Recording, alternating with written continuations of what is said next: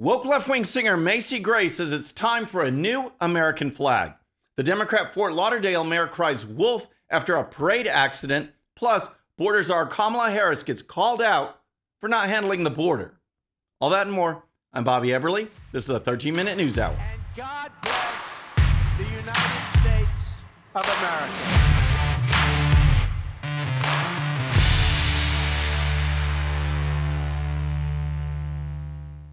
All right, friends, welcome to the show. Happy Monday. I hope you had a great Father's Day weekend. If you're new to the show, thank you so much for tuning in.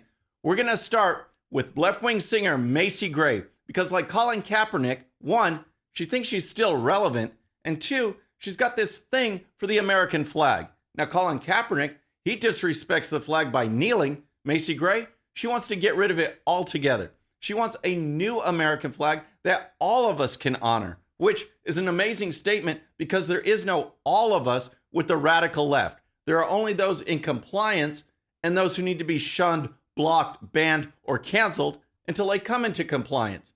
The left spends all its energies trying to divide people, and yet Macy Gray thinks a new flag will magically bring us all together.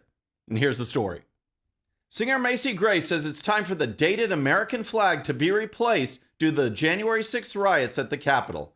The woman who penned "I Try" now says it's time to give up on uniting the population around Old Glory. Ms. Gray made the commentary in an op-ed titled, "For Juneteenth, America needs a new flag that all of us can honor." The memo was received. "The American flag is the Confederate flag's replacement," she wrote Thursday. "The American flag has been hijacked as code for a specific belief. God bless those believers. They can have it. Like the Confederate, it is tattered, dated, divisive, and incorrect. It no longer represents democracy and freedom. It no longer represents all of us. It's not fair to be forced to honor it. It's time for a new flag." This is so typical of the radical left. They divide in the name of unity. And now she's comparing the American flag to the Confederate flag, dated, divisive, and incorrect. You know what's divisive? Dividing people by race from critical race theory. You know what's divisive? It is getting rid of accelerated learning programs because the ethnic and racial makeup aren't what the left says it should be. You know what's divisive? Getting rid of police, defunding the police who are there to promote law and order and unity. That's what's going on. That's what's divisive. And here's more. Ms. Gray then focused on perceived flaws with the stars and white stripes of the flag. Specifically, the R&B singer takes issue with the lack of statehood for the nation's capital and Puerto Rico. Onto the stripes, she continued. The Smithsonian documents that the white stripes represent purity and innocence. America is great. It is beautiful. Pure, it ain't. It is broken and in pieces.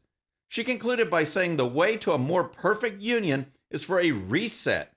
We have changed, and it's time for a reset, a transformation, she wrote, one that represents all states and all of us.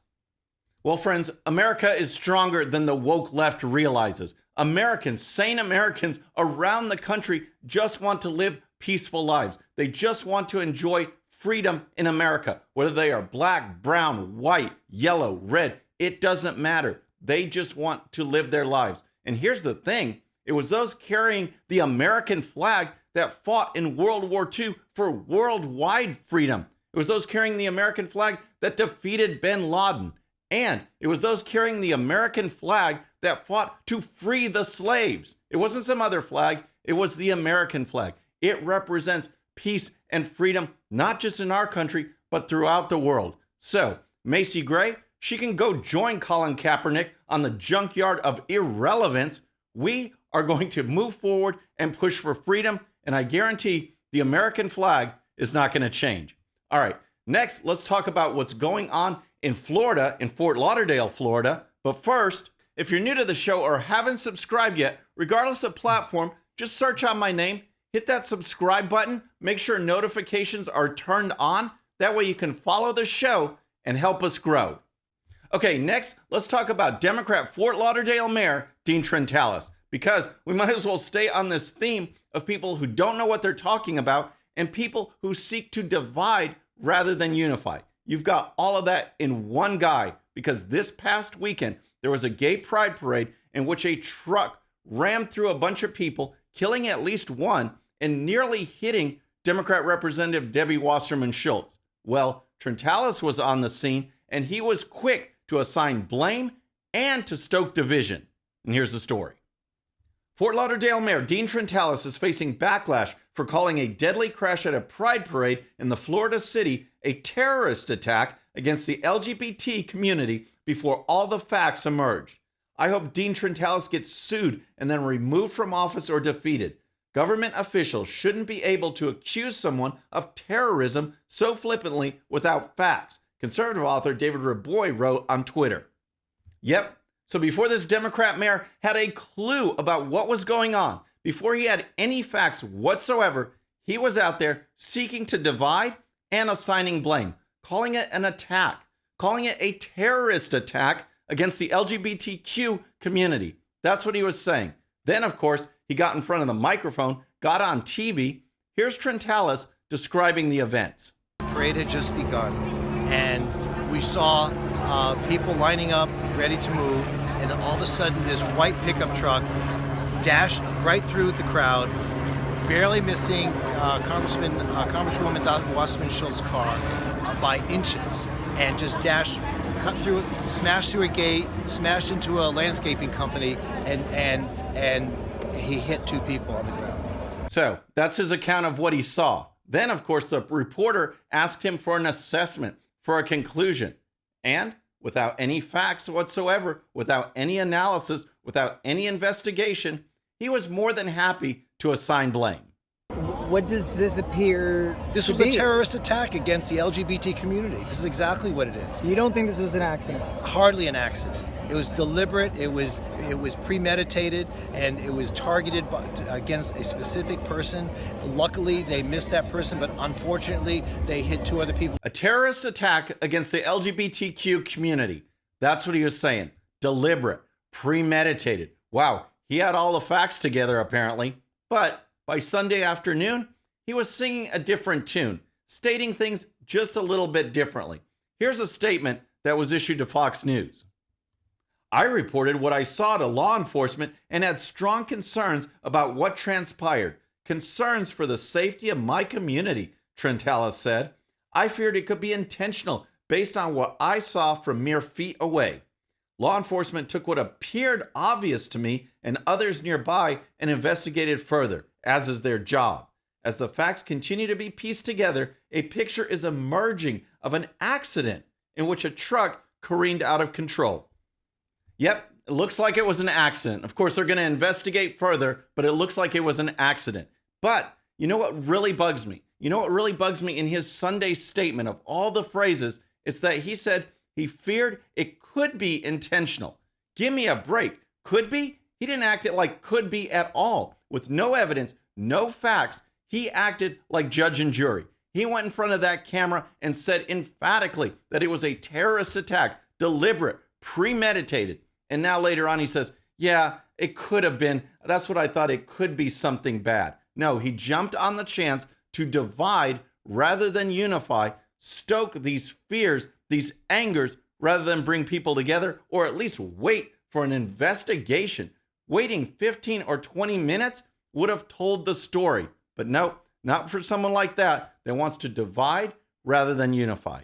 All right, next let's talk about Kamala Harris, because she is back in the news. There are 56 House Republicans who have had enough of the border czar not addressing the border, not handling the border. They have drafted a letter to President Biden saying she needs to go. We need someone who will actually handle the border crisis. And here's the story. Republican Wisconsin Representative Glenn Grotham is leading the charge, noting on Twitter that Harris has yet to visit the border.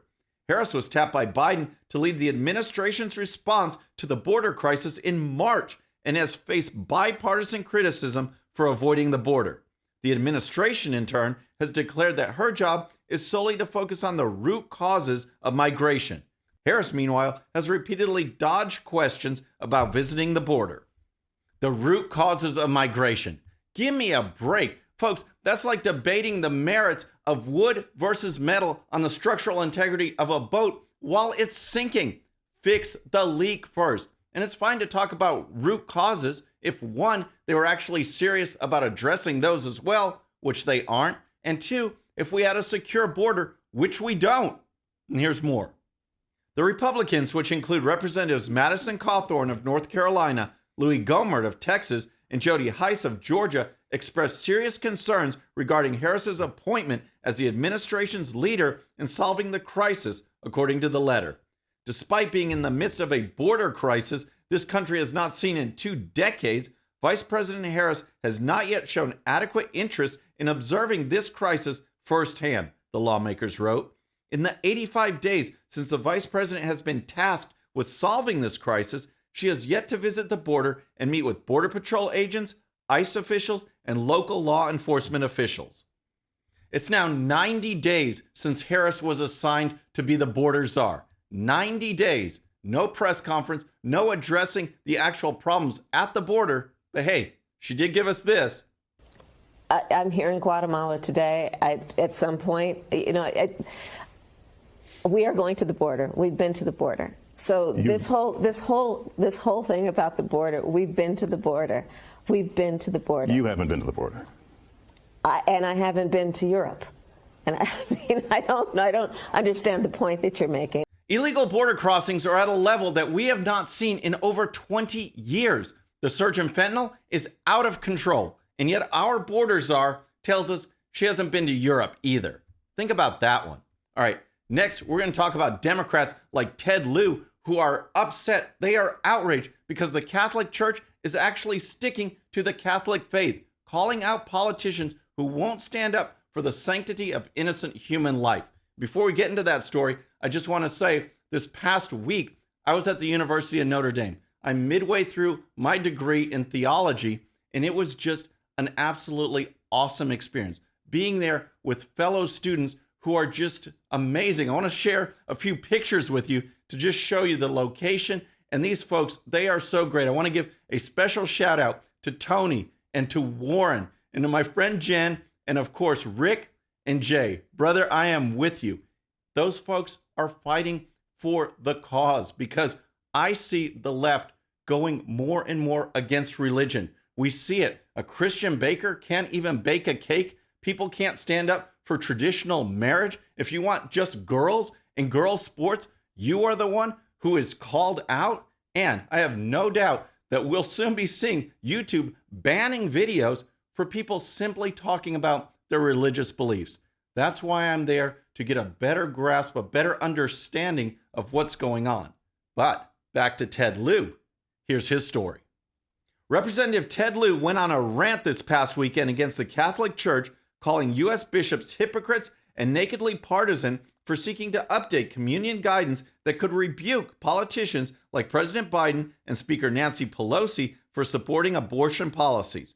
Lieu then dared the church to deny him communion for his political beliefs of supporting access to abortion, the right for couples to divorce, same-sex marriage, and treatments for infertility.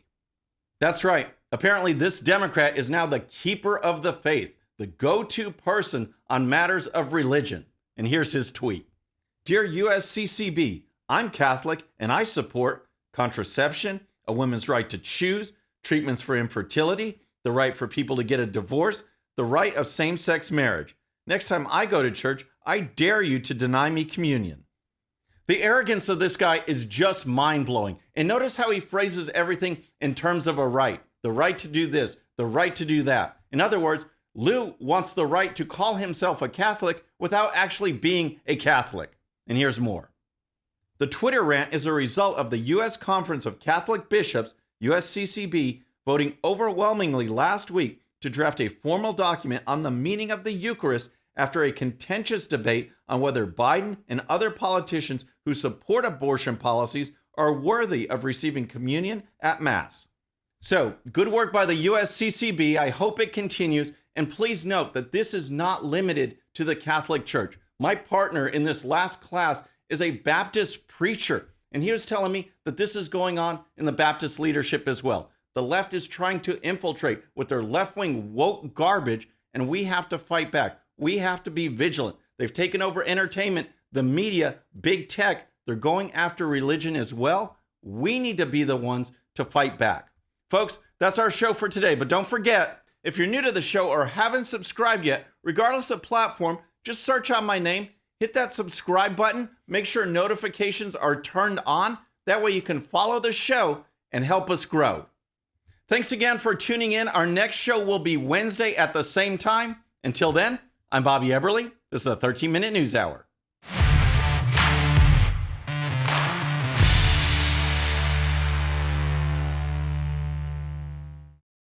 Okay, friends, thanks so much for watching. And before you go, please hit that subscribe button, hit that bell so you'll be notified.